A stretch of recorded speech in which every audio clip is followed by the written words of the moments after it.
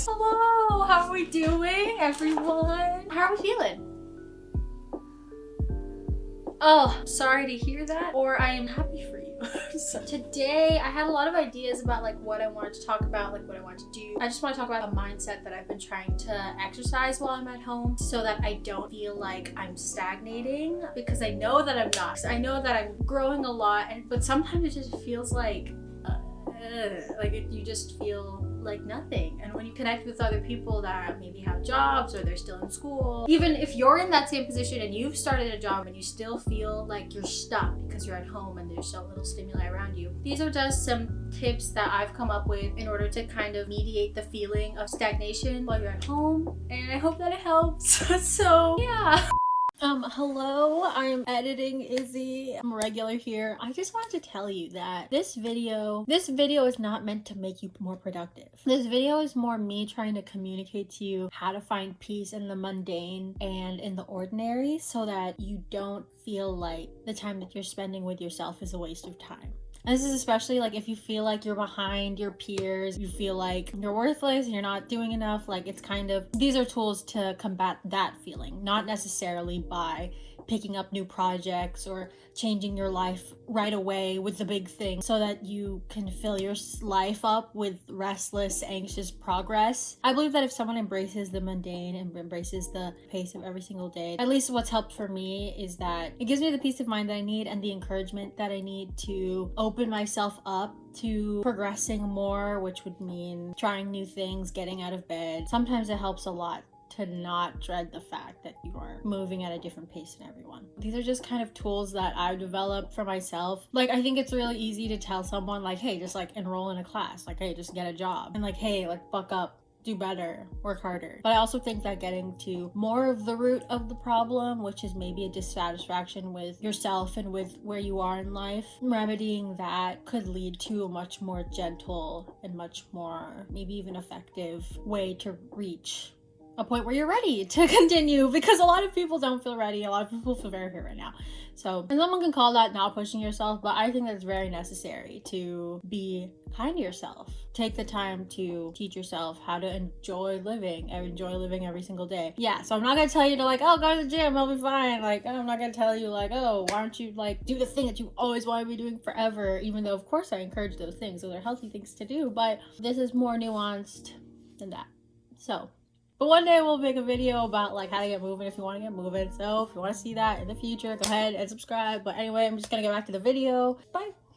Yeah, so like the first main point that I have been using to describe how I frame everything that I've been doing, I use this phrase to describe it called honoring your internal life. I think that it's really important to honor the life that you live inside yourself, that's receiving stimuli from the outside and processing it, that's grappling with things from the past, thinking about things in the future, that feels joy, that feels sadness. All these things that are just inside you, they're not always reflected on your outside. I think that it's really important to treasure those things. And your internal life could mean like your values.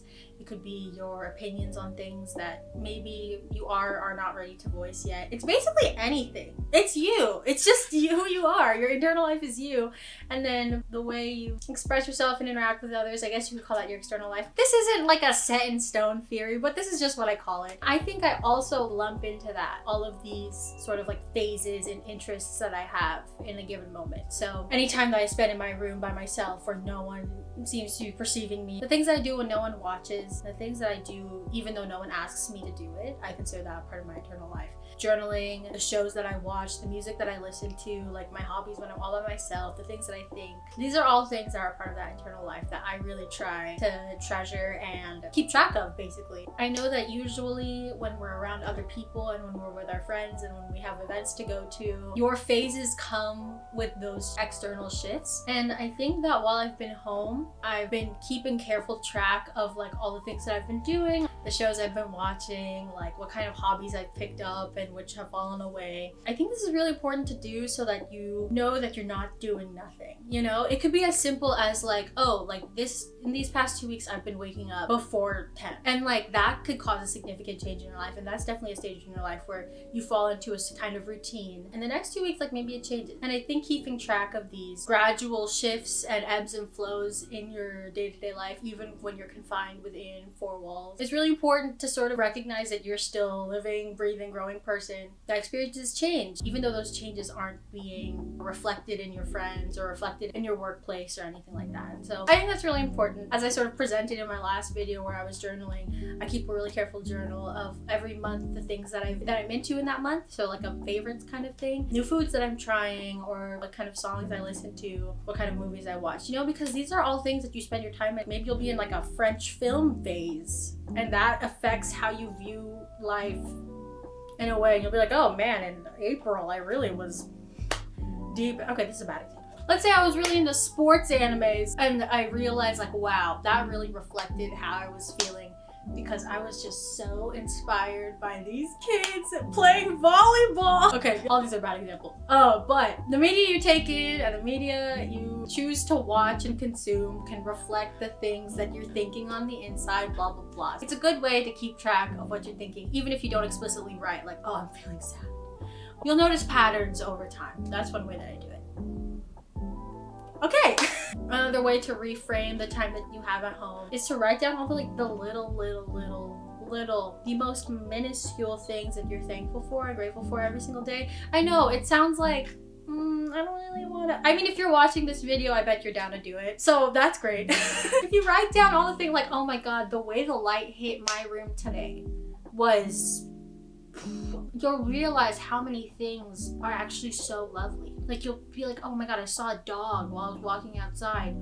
Like, oh my gosh, the way the light hit the trees today was so like, and of course, I'm not gonna say that this is easy to do, because there are barriers to entry sometimes when you are not in a good place. I think it's a good exercise to find all of those things that you're grateful for, like, oh, I woke up before my alarm today, or oh, I took a shower and I took the time to do this for myself, or like, oh, I cleared the dishes that have been piled up in my room. It's so important to feel like you have that kind of agency over your space and your circumstances, and like have the capacity to find the beauty in those things. It's not to say that you are less than, or like you're not good, or you're not living a good life if you can't find these things.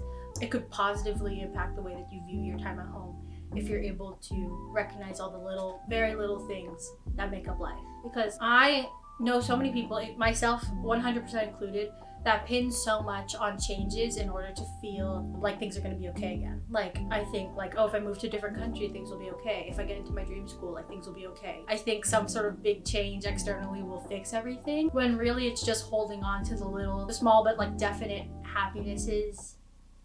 The small but definite moments of happiness every single day that actually are the through line throughout all of those things that will never leave you, like nature, like wind, like a good TV show, like good music. Those things are gonna keep you steady throughout all of that. So I think that's a good thing to practice while you're at home. I think another thing that also really helps is just catching up with a friend that's in the same position as you. Catching up with someone that is in the same boat as you, that maybe even has the same mindset as you. If you can't find anyone that's specifically in the same position as you, it's really nice to feel affirmed that you are not making a mistake, and that you're not lazy, or that you're not doing the right thing, or that you're stagnating, you know? Like, it's really great to just hear someone share an experience with you, even if you're not physically together. I know how hard it can be to talk to someone that like they have a whole life that just feels so different from yours, but when you're able to connect with someone and feel like you have a shared experience with someone, even if you're not physically together with them, we love that. Also, if you have the means to do it, speaking to a therapist helps so much. It gives you the structure that you need to start thinking about things. It gives you structure, like you have an appointment like once a week, and then maybe you have therapy homework to do throughout the week. It's something to think about. And then you also have someone that just isn't around you, that is completely separate from your surroundings, that you can just talk to about without judgment. And it will take some time to find a good therapist, but if you have the means to do it, I really recommend it. I have a therapist through BetterHelp she's amazing. This is a sponsor. It's not even close to sponsored, but I've been using BetterHelp for, I think this is my 3rd year now. I'm going into my 3rd year now of using BetterHelp, and like it is It's so good because I've been able to talk to my therapist while I'm in France, while I was in Europe, while I was on the East Coast, like it's online teletherapy, and so I really recommend it. It just helps to have someone to talk to that is not influencing your environment. Objective third party listening to you and work through these things with you. Therapy is good. Final piece of advice that I have is to just make peace with the fact that you won't be able to see all of your growth and your changes right away. Like, these are all tools that I've been using in order to feel less like I'm just a blob existing in a singularity. These are tools that I use, but I still do get moments where I'm like, oh my god, I'm not doing anything, this sucks, I suck, you know. I still get in those moments, but one day, whether it's in meeting a friend after a really long time, starting a new job, like later down the road, or just like once an external change actually does come, you'll get a glimmer, or it will come all at once. You'll realize like what kind of changes you've actually gone through. You'll actually be able to see like how much you've grown in different senses once you are in a situation where things have changed. Making peace with the fact that you're here and you kind of feel like you're in limbo, and you can work and exercise trying to figure out the ways that things are shifting and ebbing and flowing. I think that's good, but also making peace with the fact that you won't always be able to see it, and accepting that is another really helpful way to try to work through it. So yeah, those are all my tips, my tools that I use, so I feel less like I'm stagnating and feel more like a whole person while I'm stuck at home. And so I hope they can help you. I really do. I just want you to remember that you are not bad. You are getting better and better every single day. And the fact that you even clicked on this video means that you want to get better, that you want to grow. And that is so important. That in itself is just deserving of congratulations. And you have every right to be proud of yourself. I'm proud of you. You should be proud of yourself because you want to get better, and that's amazing. If you like this video, please do give a like and a subscribe and comment down below talking about maybe other ways that you combat the feeling of stagnation. Like, let us know. I would love more tips because I also need them. Yeah, I will see you on Monday with a chill video, but I'll also see you next Friday.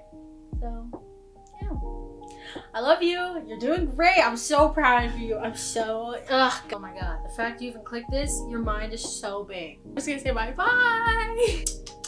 I love you. Okay, bye. I have gotten so much better at talking with my braces. I feel like I can be animated again. I feel like